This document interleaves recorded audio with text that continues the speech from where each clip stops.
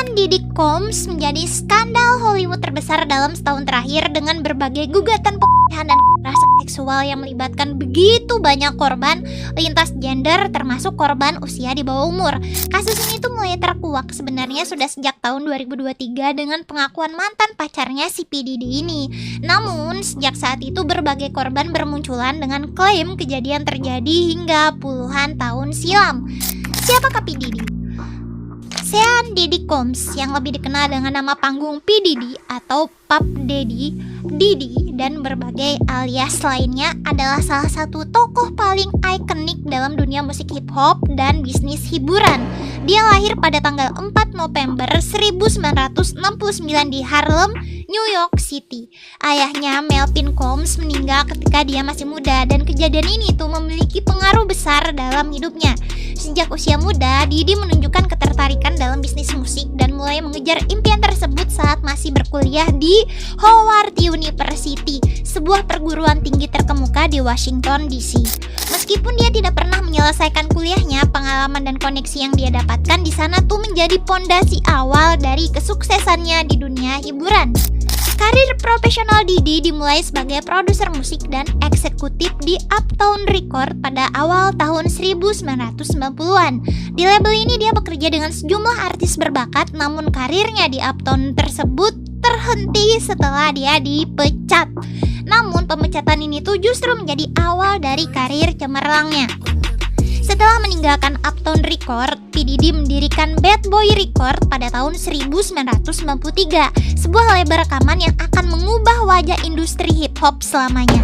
Melalui Bad Boy Records, Diddy menemukan dan mempromosikan beberapa artis terbesar dalam sejarah musik, termasuk Notorious B.I.G. atau Biggie Small yang menjadi salah satu bintang hip hop yang paling ikonik.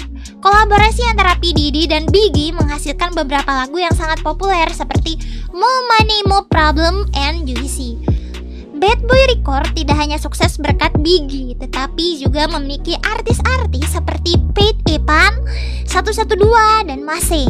Diddy juga mulai merilis musik sendiri dan pada tahun 1997 dia merilis album debutnya No Way Out yang sukses secara komersil dan kritik.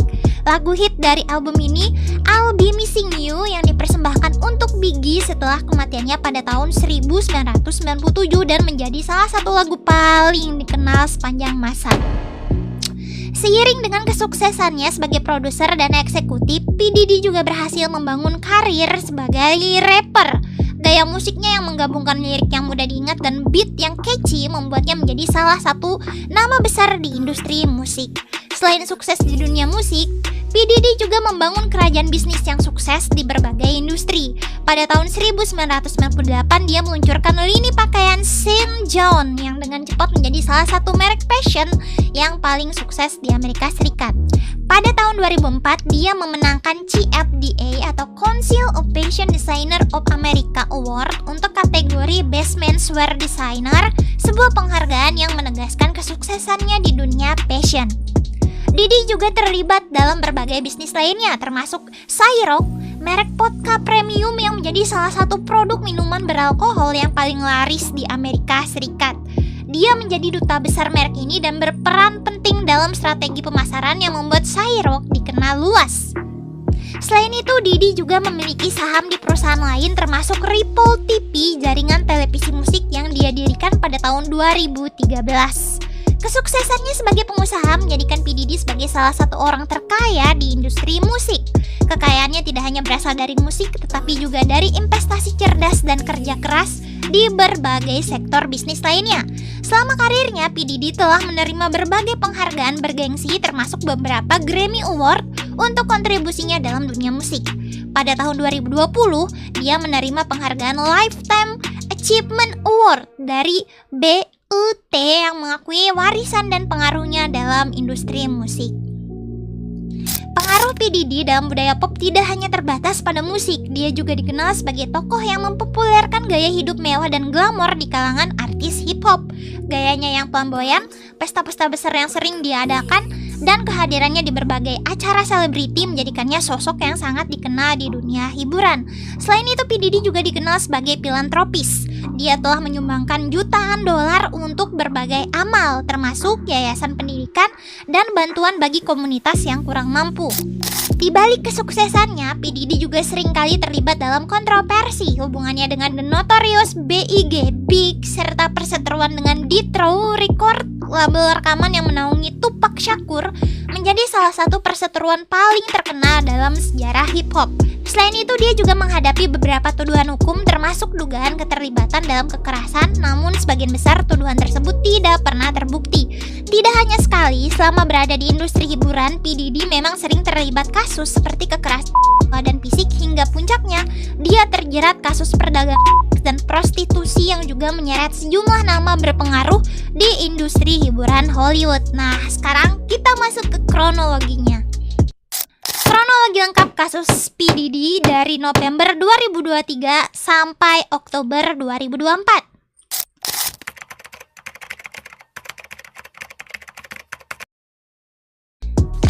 Mantan pacar P. Diddy, Casey Ventura, menggugat rapper tersebut ke pengadilan Manhattan atas tuduhan tindakan abusif dan kekerasan seksual selama mereka bersama antara tahun 2007 hingga tahun 2018. Dalam gugatannya, Casey menyebutkan kalau dia menanggung perilaku kekerasannya dan tuntutan mengganggu oleh P. Diddy selama lebih dari 1 dekade, termasuk pukulan berulang kali dan pemaksaan melakukan tindakan seksual dengan pria. Setelah putus pada tahun 2018, Casey juga menyebutkan kalau P. Diddy memaksa masuk ke rumahnya dan memperkosa, sementara Casey berulang kali mengatakan tidak dan mencoba mendorongnya.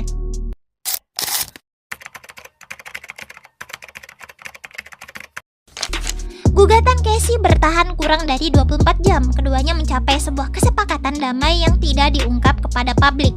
Saya telah memutuskan untuk menyelesaikan masalah ini secara damai dengan syarat saya memiliki kendali pada tingkat tertentu, kata Casey pada saat itu.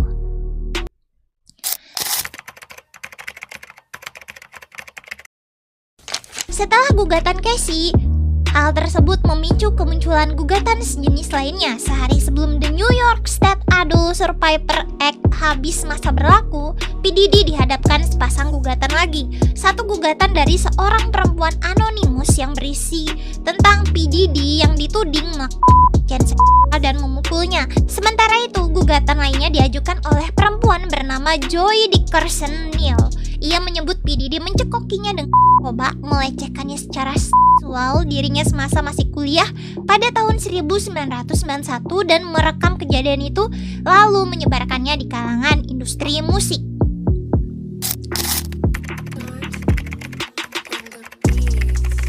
Dengan riwayat 3 gugatan, P. Diddy memutuskan mundur dari jabatan pimpinan perusahaan Digital Report yang dia rilis pada tahun 2013. Desember 2023 diawali dengan gugatan keempat muncul terhadap P. Diddy. Gugatan dari seorang perempuan bernama Jen Du yang menyebut jadi korban perdagangan oleh P. Diddy dan diperkaos beramai-ramai oleh Diddy serta mantan bos label Bad Boy Record Harvey Pierre dan seorang lainnya pada tahun 2003 semasa Doe masih berumur 17 tahun. P. Diddy kemudian merilis pernyataan bahwa dia membantah seluruh gugatan yang ditujukan kepada dirinya. Cukup sudah, tulisnya di media sosial. Selama beberapa minggu terakhir, saya duduk diam dan menyaksikan orang-orang mencoba menghancurkan karakter saya, menghancurkan reputasi dan warisan saya.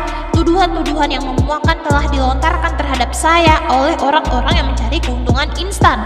Biar saya tegaskan, saya tidak melakukan hal-hal buruk yang dituduhkan dan saya akan berjuang demi nama baik saya, keluarga saya, dan demi kebenaran, tulisnya.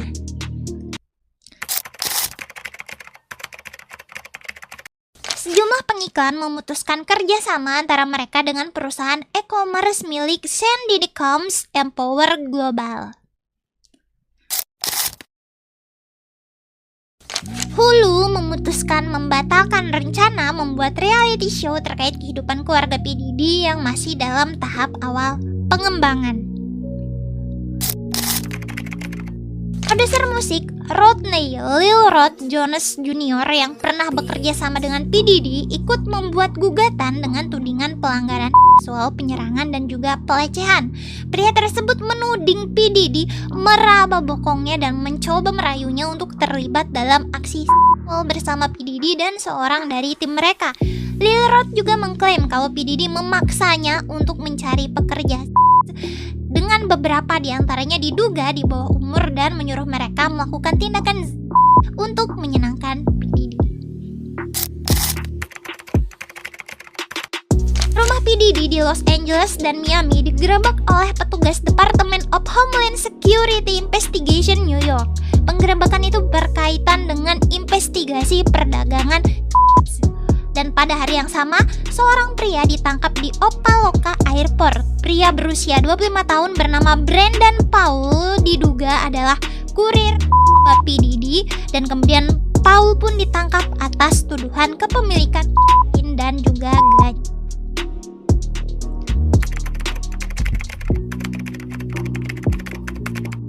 Pengacara P. Diddy, Aaron Dyer, mengecam penggerebekan rumah kliennya yang dianggap setara kekuatan militer dan seperti perburuan penyihir. Selain itu, pada hari yang sama, P. Diddy menjual sisa seluruh sahamnya di Ripple ke seorang pembeli yang misterius. Dan pada hari yang sama pula, Newsweek merilis sejumlah selebritas yang disebut dalam gugatan untuk P. Diddy, namun para artis tersebut tidak ikut digugat atas tudingan untuk P. Diddy.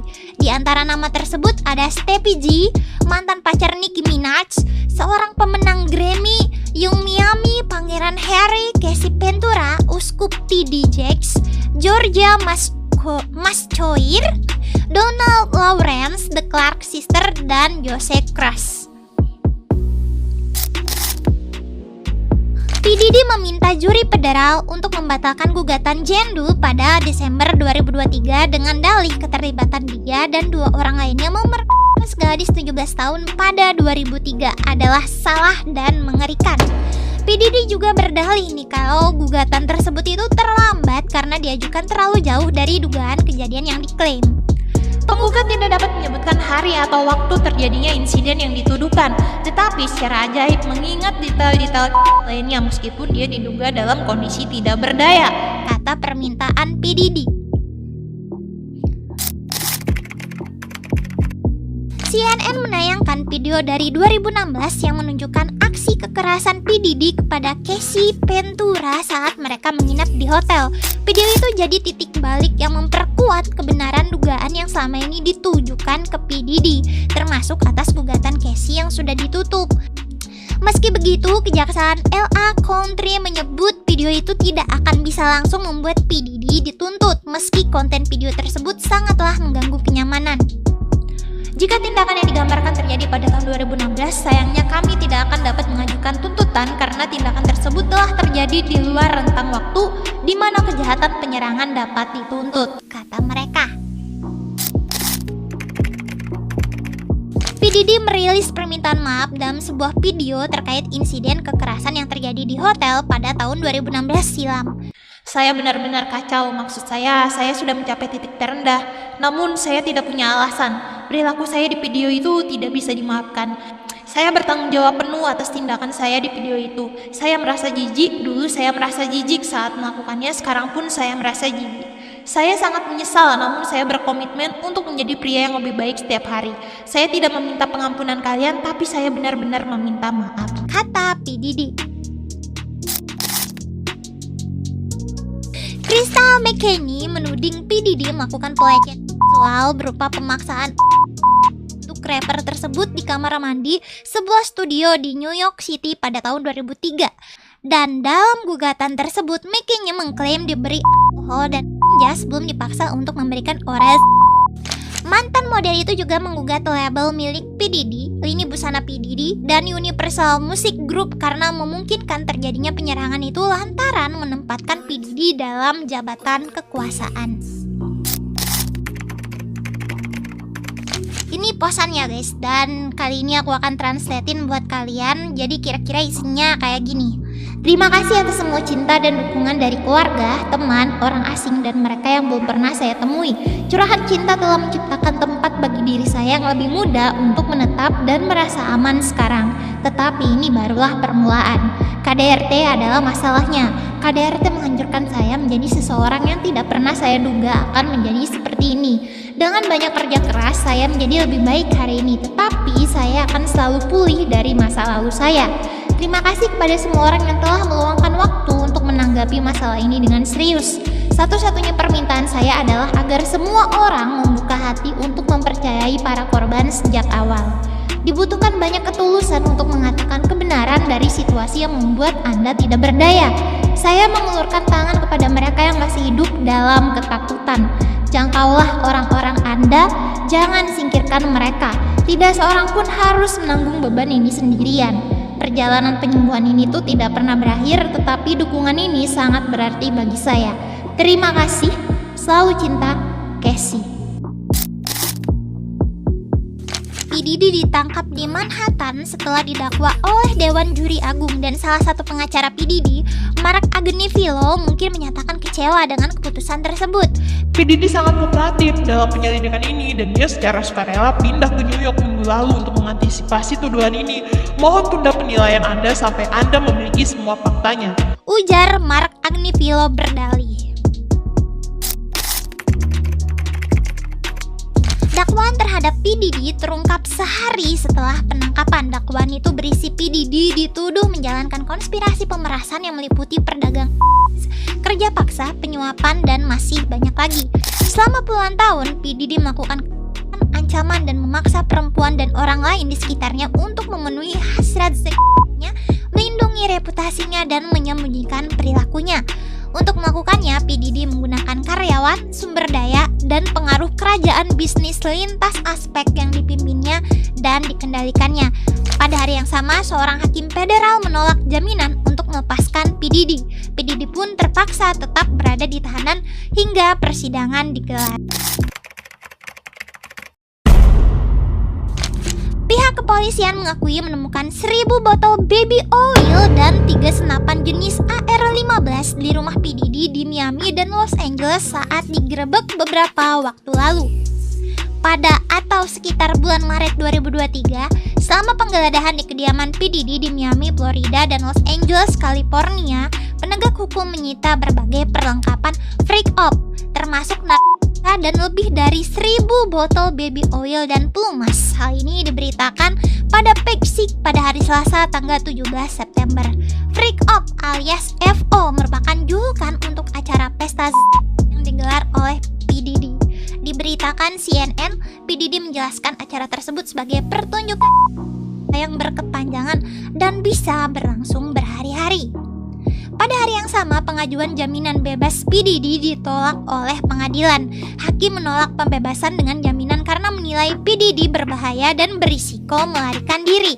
P. Diddy pun didakwa atas 3 tuduhan, termasuk konspirasi pemerasan, perdagangan kekerasan, penipuan atau pemaksaan, serta transportasi untuk terlibat prostitusi. Apabila terbukti bersalah, P. Diddy menghadapi hukuman minimal wajib 15 tahun penjara dan dapat menghadapi hukuman penjara seumur hidup. P. Diddy dalam pengawasan pencegahan diri. Dia berada dalam pengawasan setelah ditangkap polisi dan menunggu persidangan di Pusat Penahanan Metropolitan Detention Center atau MDC Brooklyn. Seperti yang diberitakan People, menyatakan tidak diketahui apakah P. Diddy memiliki kecenderungan atau sudah berapa lama dia menjalani pengawasan. Sumber memberitahu bahwa pengawasan itu dilakukan untuk tindakan pencegahan karena P. Diddy dalam keadaan shock dan kondisi mentalnya tidak jelas. Gugatan baru untuk P. Diddy bertambah, kali ini datang dari seorang korban bernama Talia Graves. Diddy digugat atas dugaan kekerasan hingga distribusi video pornografi. P. Diddy itu digugat bersama rekannya bernama Joseph Sherman, dan dalam gugatan itu Diddy dan Sherman dituduh memperkaos korban di sebuah studio rekaman di kota New York pada tahun 2001. Grapes mengaku saat itu dibius, diperkaos hingga direkam tanpa persetujuan oleh P. Diddy dan Sherman, dan pada November 2023 korban lantas mengetahui adanya rekaman video kejadian tersebut yang membuktikan Diddy dan Sherman telah menjual video rekaman pemerkaosan tersebut. Pada hari yang sama, sederet artis papan atas diduga mengetahui perilaku P. Diddy di Hollywood. Mereka kebanyakan adalah yang pernah dekat, menjalin relasi, atau datang ke pestanya Diddy. Sebagian dinilai tetap diam, tapi ada juga yang dianggap pernah memberikan peringatan ke publik soal P. Diddy.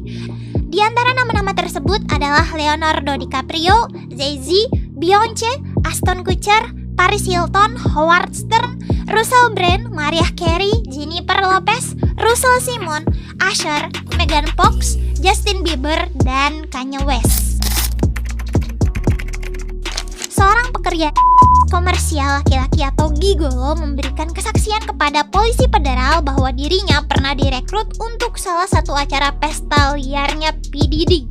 Pria tersebut disebut memberikan sebuah kopian dari rekaman pesta liarnya P. Diddy yang dijuluki Freak Op pada Mei 2023. Gigolo tersebut menjelaskan kepada penyidik soal perjalanannya dari Atlanta ke Miami untuk acara cabul tersebut dan dirinya mencari pendamping lain untuk terlibat dalam acara itu.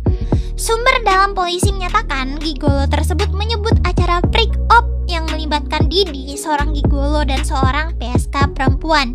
Gigolo tersebut mengklaim dia dan PSK perempuan itu berhubungan, sementara Diddy mengatur sesi tersebut dari balik kamera video. Kesaksian gigolo tersebut sesuai dengan tuduhan yang tercantum dalam dakwaan yang menyebutkan kalau P. Diddy memaksa korbannya memeragakan aktivitas seksual sementara dia menonton, merekam, dan coli. P. Diddy disebut tak lagi dalam pengawasan diri dari kepolisian setelah lebih dari 1 pekan sejak P. Diddy dinyatakan dalam pengawasan diri di tahanan pada hari Kamis tanggal 19 September. Selain keluar dari daftar pengawasan, P. Diddy juga telah bertemu dengan keluarganya dalam tahanan. Hal tersebut dilakukan sebelum dia menjalani persidangan pada awal Oktober 2024. P. Diddy akan menghadapi 120 tuntutan hukum baru terkait pelecehan seksual yang diajukan di New York, Los Angeles, dan Miami.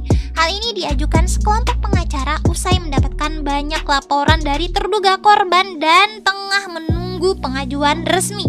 Kelompok pengacara mengklaim telah menerima lebih dari 3.000 laporan setelah mengeluarkan seruan kepada mereka yang selama ini menjadi korban P. Diddy. Setelah pengecekan, pengacara Tony Buzbee memastikan 120 kasus kredibel untuk ditindaklanjuti.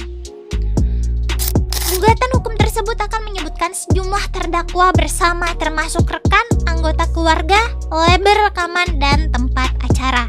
Para korban mengklaim bahwa mereka semua diancam untuk tetap diam, seperti banyak penuduh yang mengajukan gugatan hukum terhadap Diddy selama setahun terakhir. Di antara aduan tersebut ada yang datang dari korban yang mengaku menjadi korban Diddy semasa dirinya masih berusia 9 tahun. Ini menjadi korban termuda dari P. Diddy ya. Anak ini tuh saat itu berusia 9 tahun dibawa ke audisi di New York bersama Bad Boy Record dan anak laki-laki yang lain juga ikut audisi.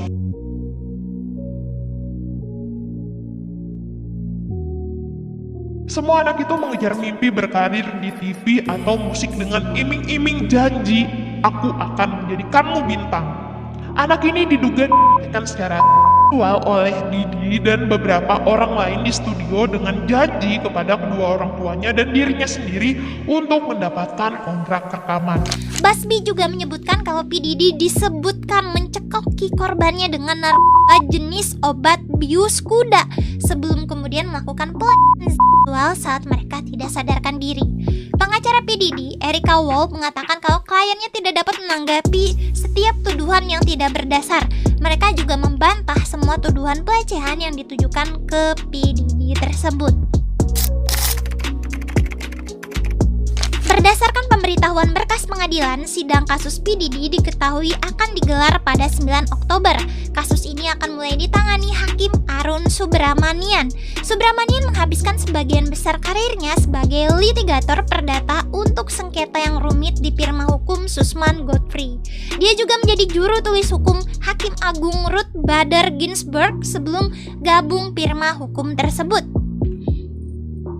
Dalam momen yang penuh ketegangan ini, Didi terlihat mengenakan baju tahanan saat memasuki ruang sidang. Dia dihadapkan pada Hakim Arun Subramanian yang memimpin jalannya persidangan dengan fokus pada pemeriksaan perkara.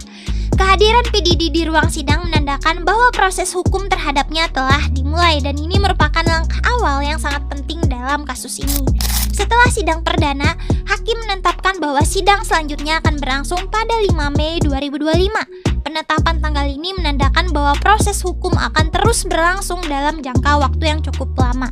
Banyak pihak mengharapkan agar semua fakta dan bukti dapat terungkap secara transparan sebelum keputusan akhir diambil. Pihak P. Didi sendiri melalui pengacaranya tetap bersikeras bahwa kliennya tidak bersalah. Oh my god, panjang banget ya ternyata ya.